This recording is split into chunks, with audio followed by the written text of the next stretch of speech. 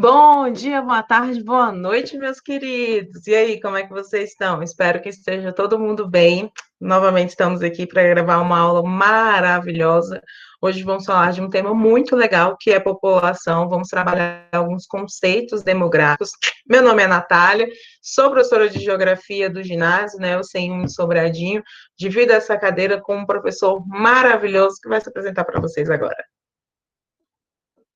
Vamos lá, nós, dando sequência aí ao nosso trabalho sobre o estudado de geografia, né? Vocês aí do noturno, do CENIM, nosso querido ginásio de Sobradinho, obviamente já estão acostumados com a nossa cara, mas como nós temos perspectivas comerciais, a gente sempre faz o mesmo roteiro de apresentação, né? Então, que vem aí a oportunidade na malhação. Então, brothers e brothers, sigamos hoje conversando sobre um tema muito mais bacana, do que todos os outros. Não que os outros temas não tenham sido agradáveis, né? Conversar sobre o espaço geográfico, falar sobre coordenadas, fuso horário, o esquema, né, que indica aí a cartografia. Então, são assuntos muito bacanas, todos eles, mas este, né, tem um plus, tem um algo a mais. Né? Falar sobre a população, estudar sobre a população, né, e dentro dos assuntos da geografia, não que eu possa apontar como mais importante, mas está na lista ali dos assuntos que permeiam todos os outros. Né? É a base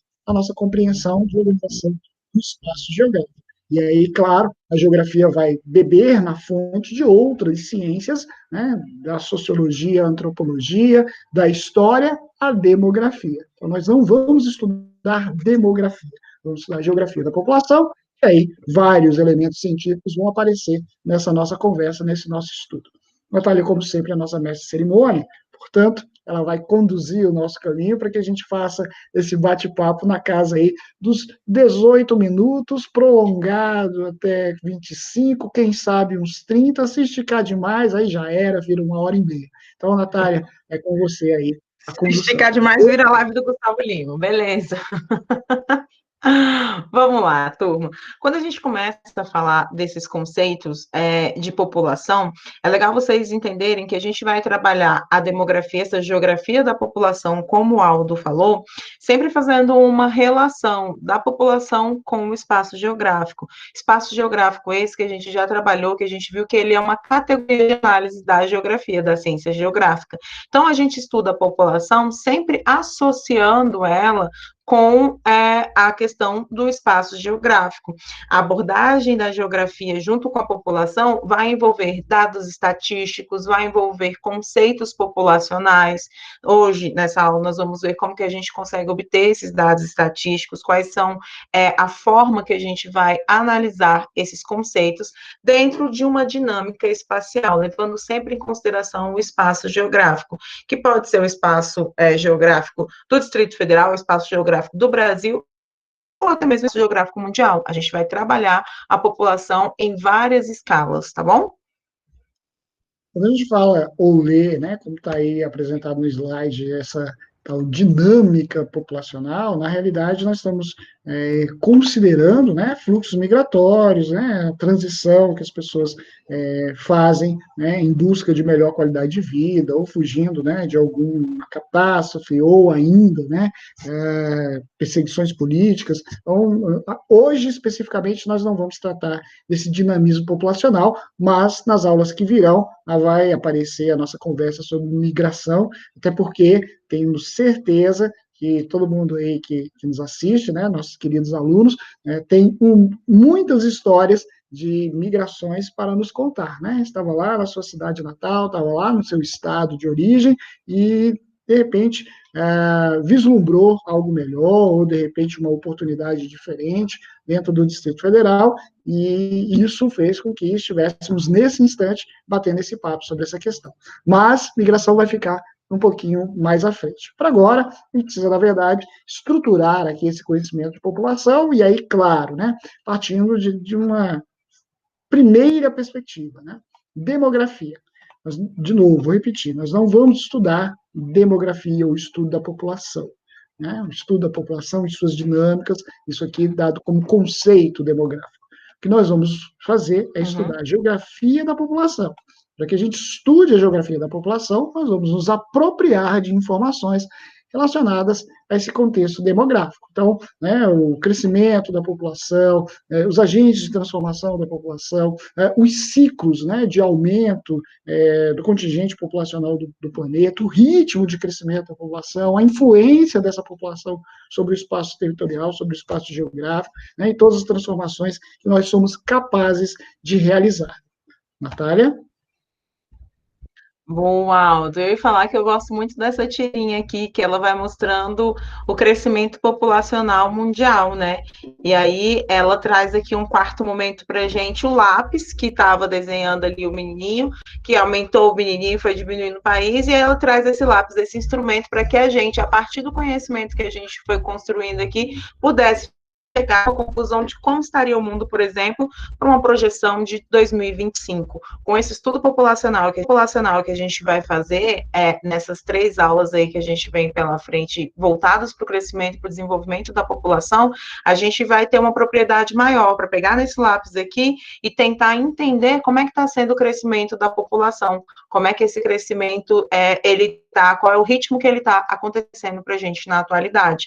E para ver se essa projeção de 2025 aí ela vai se concretizar ou se ela já está ultrapassada, já que esses dados aqui, eles mostram para a gente uma questão desde 1974 até os dias atuais, chegando bem próximo do que a gente está agora em 2025.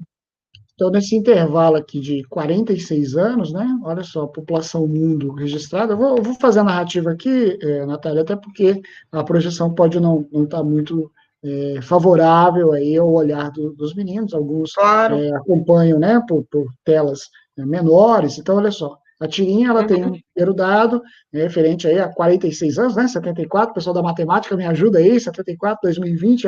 Não, você ficou fazendo esse cálculo enquanto eu falava, menino. Sabia? Eu fiz aqui no cantinho na calculadora. Então, esses 46 anos atrás, a população do planeta era de algo em torno de 4 bilhões de habitantes. Né? Então, na charge, né, o desenho aqui faz uma representação do planeta, que não diminuiu de tamanho, de lá para cá, né? E faz uma representação dos seres vivos humanos, né? Homo sapiens, inteligentes, né? Que usufruem dos recursos naturais desse espaço territorial. Então, ele era aqui, né? Um bebê com um tamanho de bebê.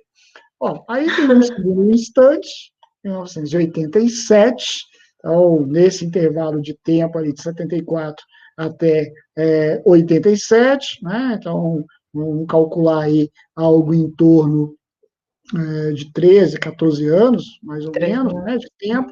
Nesse intervalo, a população do planeta cresceu 1 bilhão a mais, e aí passamos a ter 5 bilhões de habitantes. O planeta já começa, né, a ficar mais murchinho, e o bebê, né, representando a população, já está bem avantajado, né, ou seja, está usando demais os recursos. Em 1997, né, 10 anos depois desse registro dos 5 milhões de habitantes, o planeta aumentou mais 1 bilhão, e aí já éramos 6 bilhões de habitantes. O bebê já não tem mais o porte de uma criança, o planeta Terra já está aí, né, bem sugado nos seus recursos naturais, e o que deixa aqui como registro é uma perspectiva para 2025, 2 contextos precisam estar aqui registrados. Nós já estamos em 2020, então faltam 5 anos para que ocorra essa projeção de 8 bilhões e meio de habitantes.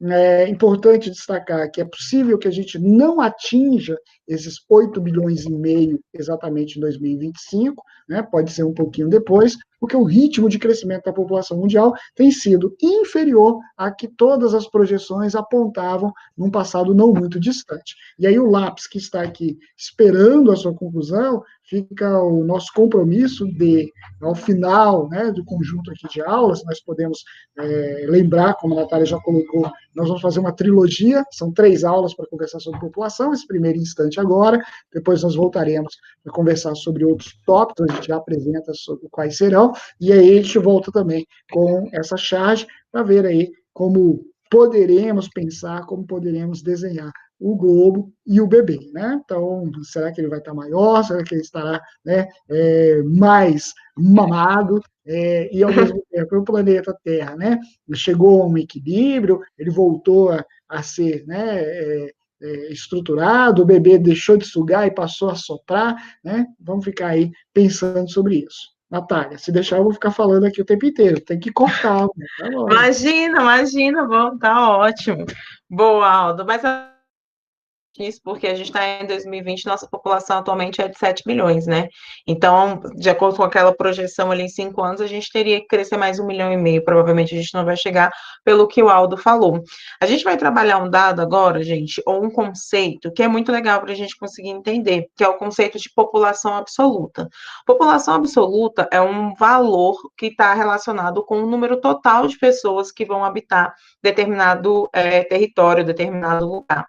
Então, quando a gente fala de população absoluta, a gente pode falar da população absoluta do Distrito Federal, que vai ser uma, a gente pode falar da população absoluta do território brasileiro, da população absoluta mundial, quando a prof falou para vocês aqui agora que no ano de 2020 a gente tem 7 bilhões de pessoas, isso é a população absoluta do nosso planeta. É o número total de pessoas que a gente tem ocupando o nosso planeta agora. Voltando para o Brasil, diminuindo essa lupa do planeta para o Brasil, como é que a gente sabe qual é o tamanho da população absoluta? De repente eu cheguei aqui, abri na internet, olhei no site e falei, a população absoluta no Brasil é tanto. Como é que a gente descobre isso? Ao nascer, as pessoas são registradas. Nascer, as pessoas são registradas, então ela recebe uma certidão de nascimento, né? Essa certidão de nascimento aí, turma, associada com outros fatores, a gente vai conseguir verificar aí, ao longo do tempo como é que está sendo o crescimento populacional da população dentro do território brasileiro. Temos também um outro dado que é muito importante, que é feito pelo IBGE, o Instituto Brasileiro de Geografia e Estatística. Na verdade, não é um dado, né? É uma pesquisa que é chamada de censo. O censo acontece de 10 em 10 anos dentro do território brasileiro. Mas não é assim, acontece de 10 em 10 anos, depois disso a gente não tem mais informação nenhuma. Existe também um censo intermediário, que ele é criado, né, ele é feito a cada 5 anos, para ver se esses dados que a gente coletou lá 5 anos atrás, eles realmente estão ok, está faltando alguma coisa ou não. Então, em 2010, a gente teve um censo demográfico. Imagina, gente, o Brasil, nessa extensão territorial toda, o Brasil, um país grande, muito, com um território muito extenso, ter um censo para coletar os dados das pessoas, os recenseadores, eles vão nas casas das pessoas, coletam os dados da pessoa, assim como está aparecendo nessa figurinha aqui. E nesse ano de 2020, o que aconteceu com o censo, Aldo? Tá Pode funcionando? acontecer, né? Pelo mesmo motivo que a gente está aqui no remoto, também os licenciadores não puderam bater de porta em porta e fazer ali os devidos registros. Importante dizer, né, Natália, que esse trabalho ele é embasado em um contexto científico, que é a estatística, então não é exatamente todas as casas visitadas, Uhum. porque senão alguém vai dizer assim, peraí, em 2010 eu já era vivo, e não me lembro de ninguém batendo na minha porta perguntando quantas pessoas moram na minha casa. Não tem isso aí, não confere. Então, de fato, né, é feito um registro por estimativa, então, né, tudo muito bem calculado, tudo muito bem analisado, e a cada 10 anos nós temos um censo geral de perguntas, né, das mais diretas, do tipo quantas pessoas moram na sua casa, até perguntas mais indiretas e inusitadas, do tipo, tem liquidificador na sua casa? Tem máquina de lavar roupa? Né? Esse tipo de pergunta aparece, né? Porque há também uma perspectiva socioeconômica nessa análise. Nesse intervalo de 10 anos, no meio do caminho, né, há um censo intermediário, esse censo dos 5 anos, ele já é, né, um pouco menor, ele não faz esse registro tão amplo, ele só quer saber mesmo, né, o número de moradores e as declarações que cada indivíduo faz com relação aí ao olhar, né, e tom de pele, não como eu me declaro branco, pardo, negro, ou, né, outra etnia. Então, esse é um contexto também importante registrar. E aí, claro, que essa população absoluta, levando em conta os registros em cartório, levando em conta os dados das maternidades, levando em conta, né, as diferenças existentes em todos os espaços territoriais brasileiros, principalmente nas áreas, né, mais remotas, como é o caso da região amazônica. Então, todo esse conjunto, ele dá ali uma perspectiva, uma estimativa. Apesar do nome ser população absoluta, enquanto nós falamos aqui, os números vão mudando a todo instante. Nós temos um número fixo a ser apresentado, né? 211 milhões de habitantes no território brasileiro, essa é a população residente no nosso país nesse instante. Se você entrar no site do IBGE, você vai ver que o número está ali alterando, né? Mudando a toda hora, todo instante, mas, de novo, são expectativas, ele não é exatamente absoluto, porque, enquanto eu falo 211 milhões de habitantes, né, aumentou, diminuiu um pouquinho com o nascimento e a morte de indivíduos a todo instante. Curioso é que desse montante todo de brasileiros, né, que estão sobre o nosso espaço territorial, há um número muito significativo de brasileiros vivendo nesse espaço que eu estou circulando aqui para vocês, que a gente chama de faixa litorânea, espaço que vai até 300 quilômetros território adentro, contando da área da praia, né? Então, faixa litorânea não significa necessariamente que são cidades que tenham praia, mas são as localidades mais ocupadas. Nós vamos ver aqui um ponto, né, de iluminação bem expressivo, onde está o Distrito Federal, passando por Anápolis, chegando até Goiânia, resultado, né, daquela ideia de ocupação do interior, da área central do território brasileiro, efetivada ali com a construção de Brasília, na loucura do senhor Juscelino Kubitschek. É isso, Natália? Muito bem, Aldo, é exatamente isso. E, ao mesmo tempo que o Aldo foi colocando ali para a gente as características da localização da população, uma concentração na faixa litorânea, no centro-oeste ali, uma concentração no Distrito Federal que a gente tem, isso, mostrando essa concentração aí para a gente tem um segundo conceito que é importante levar em consideração o espaço geográfico, que é um conceito de população relativa. O conceito de população relativa, ele também pode ser utilizado, ele também pode ser visto por vocês como densidade demográfica. O que, que é isso? É um número de pessoas que vão habitar um lugar, um determinado lugar, por uma unidade de medida. Geralmente, a gente fala que a densidade demográfica é dada por número de habitantes por quilômetro quadrado. Densidade demográfica, população relativa, é a mesma coisa. Pensem, se ele está falando população relativa, ela tem que ser relativa a um determinado lugar, assim como a densidade demográfica.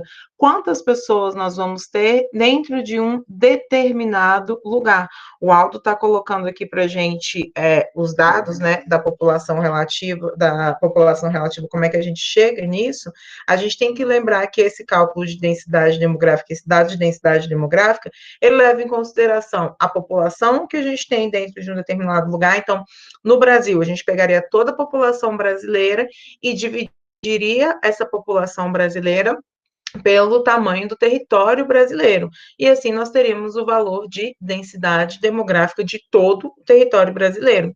Se a gente for fazer a densidade demográfica da faixa litorânea e a densidade demográfica da região norte do país, nós vamos ver duas densidades demográficas, duas realidades de ocupação populacional totalmente diferentes.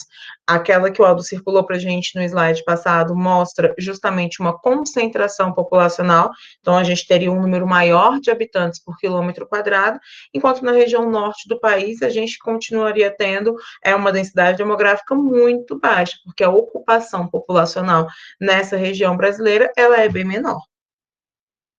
Aqui é importante destacar o seguinte, Natália, enquanto a população absoluta nos remete à ocupação e ao número de, nos remete ao número de indivíduos que vivem no lugar, permitindo que a gente considere se é um lugar que tem muitas pessoas, a gente chama de populosa. Mas se a gente acha que aquele lugar tem poucas pessoas, né, morando, então é pouco populosa. Já a população relativa, a densidade demográfica, tem a ver com a ocupação do espaço geográfico. E aí, né, uma localidade de população relativa com uma alta densidade demográfica significa, na realidade, um espaço bem povoado. ou uma área com grandes vazios demográficos é uma área mal povoada. Então, né, se a gente voltar aqui a esse slide, a área litorânea do território brasileiro é uma área bem povoada, ou seja, a densidade demográfica apresenta números expressivos. Já o centro e o norte do Brasil são áreas mais vazias, resultado, mal povoado.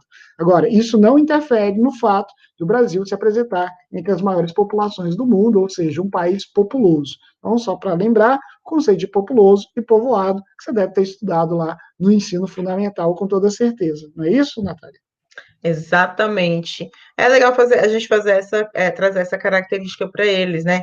Que este conceito de populoso está relacionado com a população total que a gente tem, e o de povoado, povoar é ocupar uma parte do território, está relacionado com a população relativa. Muito bem, Aldo, arrasou aí. A gente pode passar esse slide aí para os nossos queridos.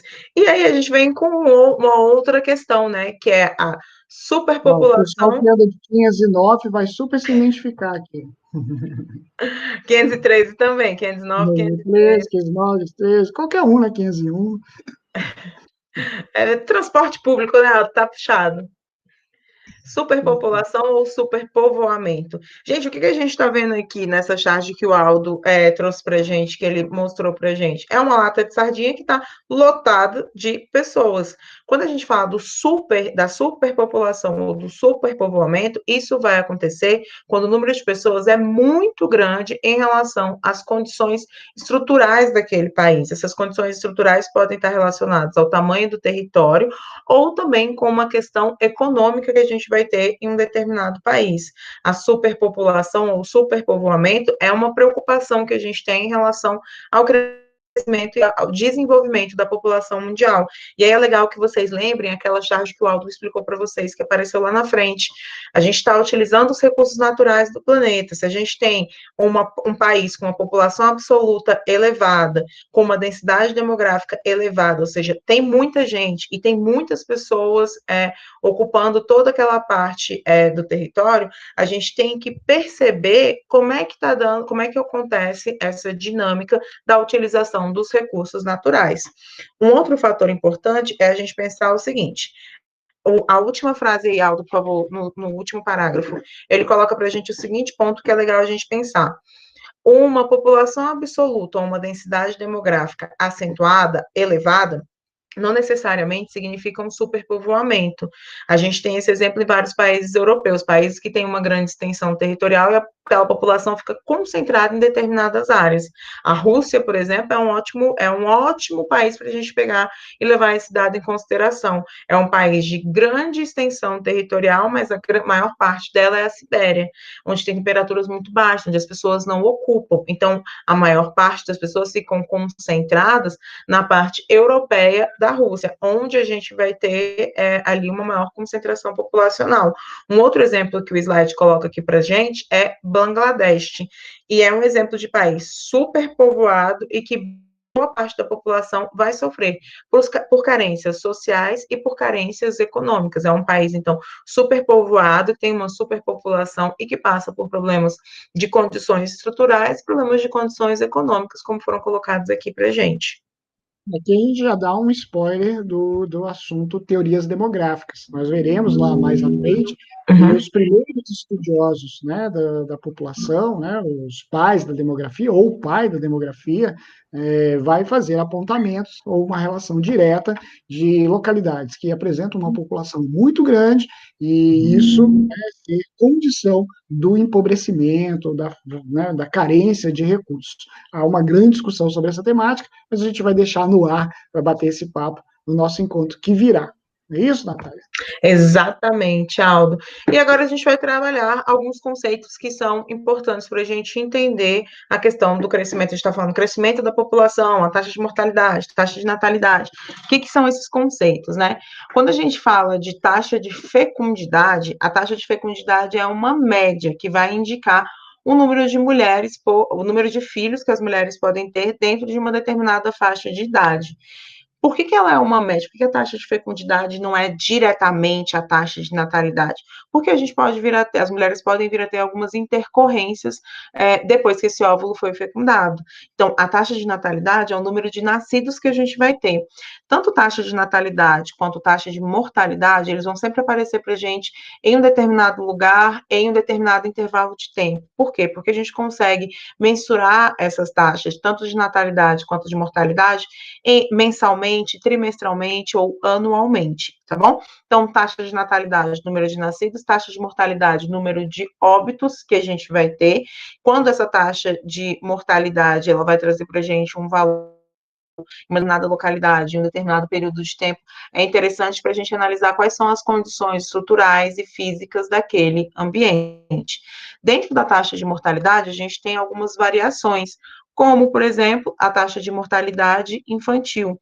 Taxa de mortalidade infantil, esse valor básico aí que a gente tem, ele fala do número de óbitos a gente vai ter uma relação até 1 ano de idade. Então, durante o primeiro ano de vida, se a criança morreu naquele intervalo, lá até completar os 12 meses, ela entra para a gente numa taxa de mortalidade infantil. Não é isso, Aldo? Isso aí temos algumas outras variáveis, né?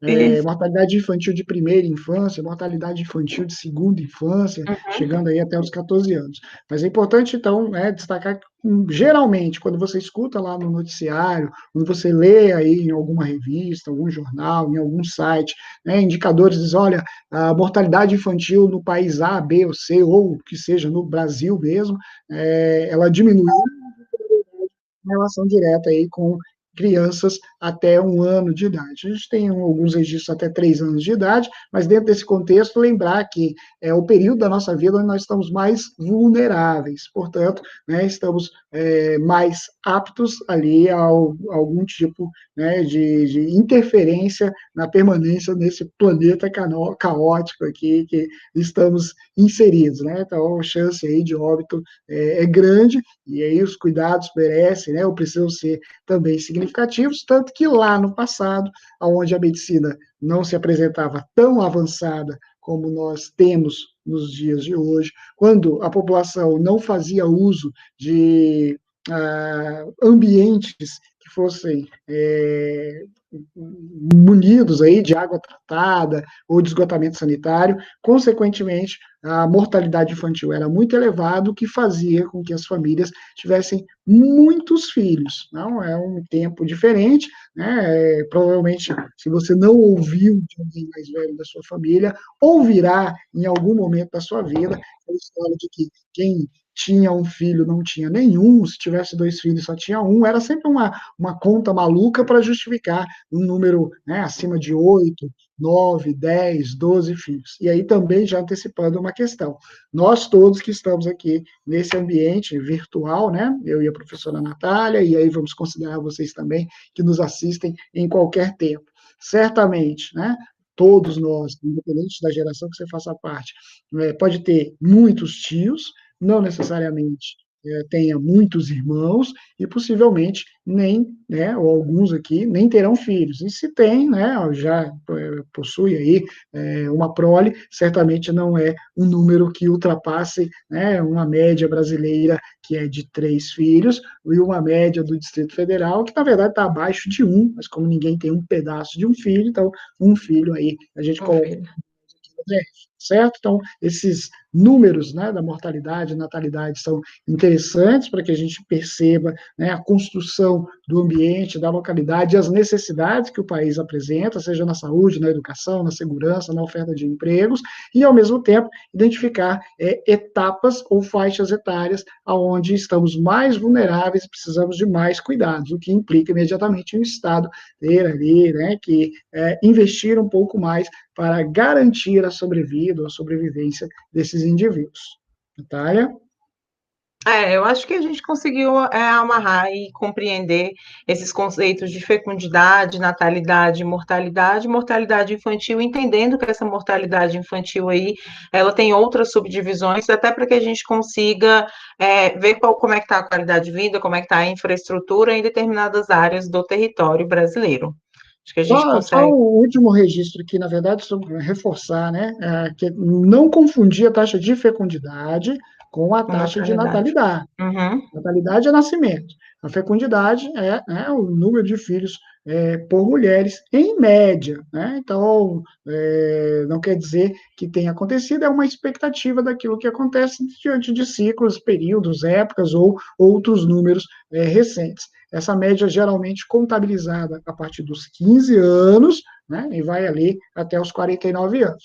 Claro que vai aparecer alguém para dizer, olha, minha vizinha teve neném aos 13, ele não está dentro do eixo ali da fecundidade. Até porque, então, esse registro é o da exceção. A mesma coisa que alguém vai dizer, minha vizinha teve filho com 52 anos. De novo, né? Temos essa possibilidade, de novo, pelo avanço da medicina, mas o registro que a gente trabalha aqui é dentro desse intervalo de tempo e é óbvio que vai escapar, né, as exceções, e que pode ser a sua vizinha ou várias outras pessoas que não estão dentro das nossas listas de comentários. Beleza? Vamos lá, vou passar aqui, Natália, aí você segue com o crescimento natural ou Boa. vegetativo. Quando a gente fala essa palavra crescimento vegetativo, a primeira coisa que vem na nossa cabeça é planta. Ah, está crescendo vegetação, vai crescer árvore ali, vai crescer uma planta ali. Quando a gente fala de crescimento vegetativo, gente, a gente está estudando população. Crescimento vegetativo, na verdade, é uma razão que a gente tem entre a taxa de natalidade e a taxa de mortalidade. Por quê? O crescimento vegetativo, ele mostra para a gente uma diferença entre a quantidade de pessoas que nasceram, subtraindo a quantidade de pessoas que morreram. Então, esse crescimento vegetativo representa o quanto a população aumentou em um determinado período. Claro que ele representa o quanto a população aumentou em um determinado período, sem levar em consideração os migrantes, sem levar em consideração a taxa de migração. Por quê? Ele leva em consideração o número de pessoas que nasceram e o número de pessoas que morreram. Esse é o dado que o crescimento vegetativo traz. Pode ser que o nosso país esteja recebendo uma grande quantidade de migrantes. Vai entrar no crescimento vegetativo? Não. O dado que vai entrar, esses migrantes aí, é de população absoluta, aquele dado lá de população total que a gente tem. Mas o crescimento vegetativo mostra apenas uma razão entre a taxa de natalidade e a taxa de mortalidade. Como o Aldo colocou para a gente aí no slide anterior, se a gente for levar em consideração a mudança que a gente está tendo dentro da sociedade brasileira, que as mulheres tinham muitos filhos anteriormente, agora a gente tem uma média de filho de 3 filhos por família, aqui no Distrito Federal, 1 filho por família, este crescimento vegetativo ao longo do tempo, dentro do território brasileiro, ele vem diminuindo, ele vem apresentando uma queda no território brasileiro. Países que são considerados mais desenvolvidos, com uma economia mais desenvolvida, eles já apresentam esse crescimento vegetativo baixo há um tempo. E países estrutura, uma economia desenvolvida são aqueles países que a gente classificaria em desenvolvimento ainda, que estão a par deste processo de desenvolvimento econômico, social aí no nosso planeta, pretendem a apresentar um crescimento vegetativo mais elevado, porque as mulheres tendem a ter uma quantidade de filhos maior. Não é isso?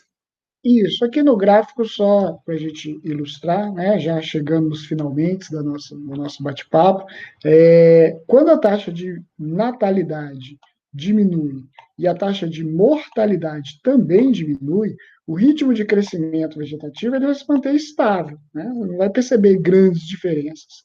Essas diferenças só serão percebidas quando a taxa de natalidade, por exemplo, se mantiver elevada e a taxa de mortalidade diminuir demais. Se isso acontecer, a gente vai ter um grande ritmo de crescimento. Então, é uma conta muito simples, né? Quantos indivíduos nasceram naquele lugar, quantos indivíduos morreram naquele lugar, numa determinada época. A diferença de um para o outro representa o ritmo de crescimento. Na atualidade, né, até pelo aumento da expectativa de vida, nós estamos vivendo mais, né, ainda bem, com saúde, qualidade de vida, lucidez, né, todos nós que estamos nesta sala aqui, chegaremos aos 100 anos com facilidade. Né? Isso é dito aqui não com uma profecia, é uma condição de realidade. Quantos indivíduos acima dos 70 anos você que está aí conhece, que estão, né, com vitalidade absoluta ainda, né, alguns trabalhando, outros, né, circulando tranquilamente pelas ruas da cidade, dirigindo, né, atuando ali e opinando dos mais variados cenários. Num passado não muito distante, pessoas acima dos 40 anos já eram os velhinhos, né? Aquela imagem da vovozinha, do coquinho, né, andando de bengala, ela praticamente já não nos acompanha, já não existe. Né? É possível que alguns de vocês aqui, né, conheçam, né, e vejam, reconheçam nas mães de cada um, né, vovós super jovens, ativas, né, diferentes daquilo tudo que a gente sempre carregou como um imaginário do idoso, o que significa dizer que o aumento da expectativa de vida também vem sendo acompanhado de uma melhor qualidade de vida. E esse ritmo de crescimento natural vegetativo, que é só a diferença entre quem nasceu e quem morreu, ele vai diminuindo até pela quantidade de pessoas que vivem mais e o número de indivíduos que vem nascendo, que, né, relaciona-se à taxa de fecundidade, que relaciona também à taxa de natalidade, vem diminuindo com o passar dos anos. Ok? Pode seguir aí, Natália.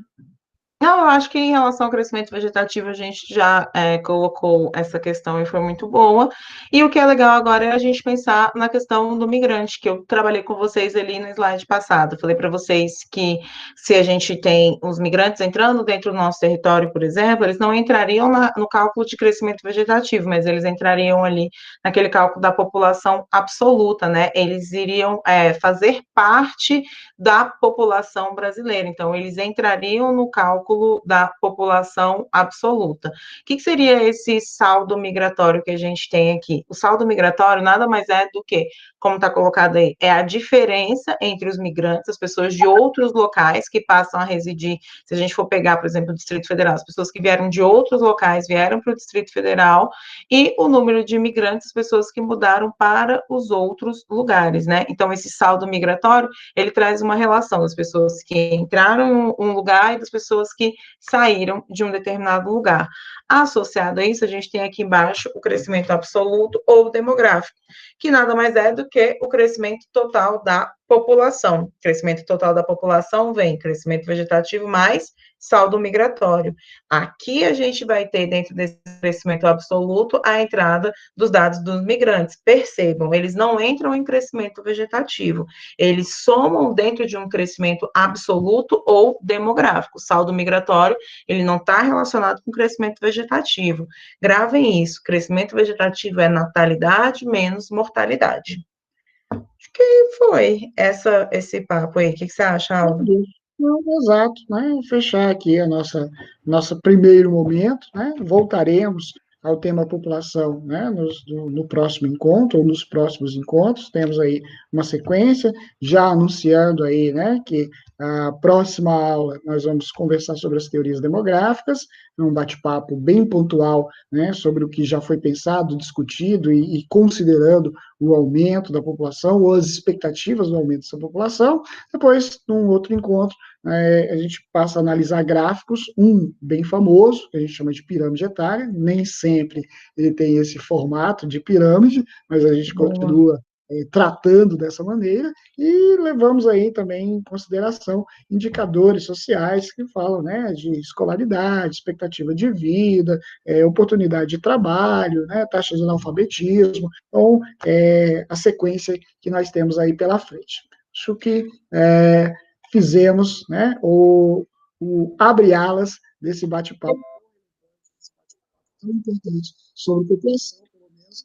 nós evidenciamos aqui, registramos nosso apreço, né, por esse tema. Então fica aí a indicação de que vocês façam as devidas leituras sobre o assunto, né, vai estar também nas nossas salas de aula exercícios, né, que contemplem ou que instiguem vocês a curiosidade desse assunto, aqueles que realizam atividades impressas também, né, tem uma sugestão sempre no rodapé, indicando aí possibilidades de leitura para que vocês aproveitem o máximo que puderem. E, claro, dúvidas, questões que se apresentem em relação ao estudo da população, deixem registrado no mural da nossa sala de aula virtual, que assim que tivermos, né, conhecimento do seu questionamento, a gente responde, tenta ali contribuir para a diminuição ou a eliminação da sua dúvida. Natália, ritos finais. É isso, Aldo. Galera, obrigado por nos acompanhar. Não percam as próximas aulas que vão auxiliar muito na compreensão desse crescimento do desenvolvimento da população. Vamos falar de teorias demográficas, indicadores sociais, um gráfico que é muito legal, que é a pirâmide, que muitas vezes não tem esse formato de pirâmide.